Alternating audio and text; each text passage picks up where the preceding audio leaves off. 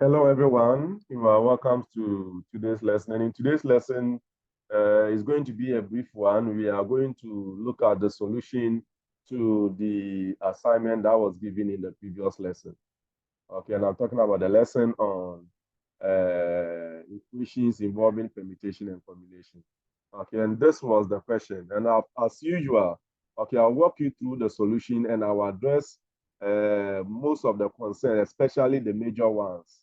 Okay, however, after watching the video, if you have any concerns that you think I have not addressed, any outstanding concerns, please don't hesitate to let me know in our next lesson.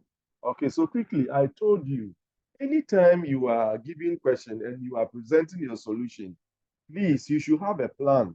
And the plan is basically to protect your marks. Okay, and because some of you didn't heed to advice, you lost certain marks that are usually for low-hanging marks. Okay, so anytime you read question, underline the salient part. So that's the plan. Here I can see solution set, so that is salient. It means if my answer is not left in the solution set form, I won't get my final answer score. So having underlined the salient part of the question, now what do? I go and write solution. This is not important assignment.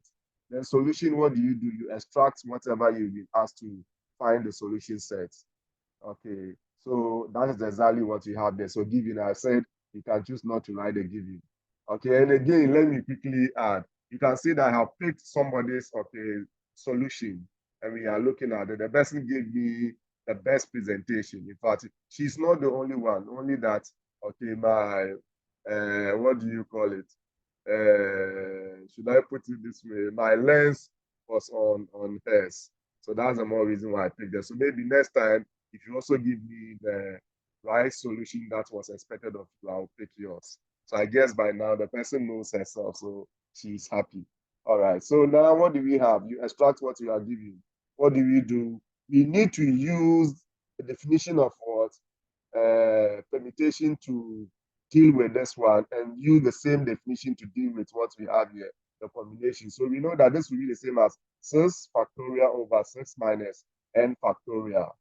Okay, and that will be equal to 24 times. Combination will be the same as 6 factorial over 6 minus n factorial times n factorial. You know that n, permutation r is equal to n factorial over n minus r, factorial. However, n combination r will be equal to n factorial over n minus r, factorial, then times r what factorial. So you should know this. So once you know this, you are good to go. Only that here your n is 6 and your r is what? N. You substitute. That's all. So at this point, after you form this, you can see that if you study the left-hand side and the right-hand side carefully, you will see that the right-hand side contains the left-hand side expression that you have here. You can see 6 factorial over 6 minus n all factorial there. So let that be explicit. So in that case, remember I told you, think this n factorial here to be the denominator of the 24.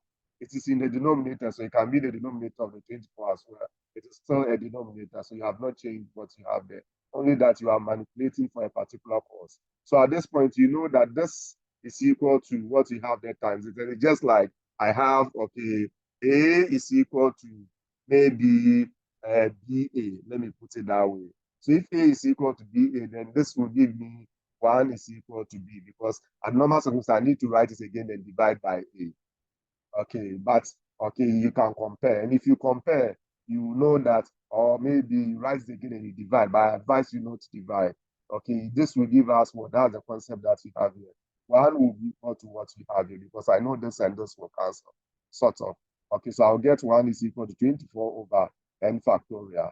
So at this point, what do? You cross multiply. That gives you n factorial is equal to 24. So at this point, we are looking for a number whose factorial will give us 24. And obviously, that will give us what? 4.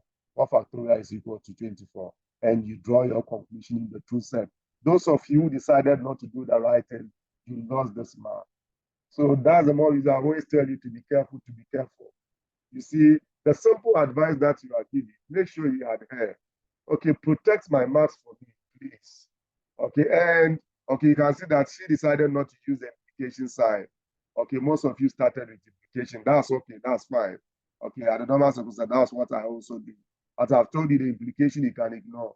We use the equal to, okay, to equally distinguish the steps from each other. Okay, so that will be it for the solution to this particular word question. Okay, so thank you very much, okay, for your attention. God bless us all.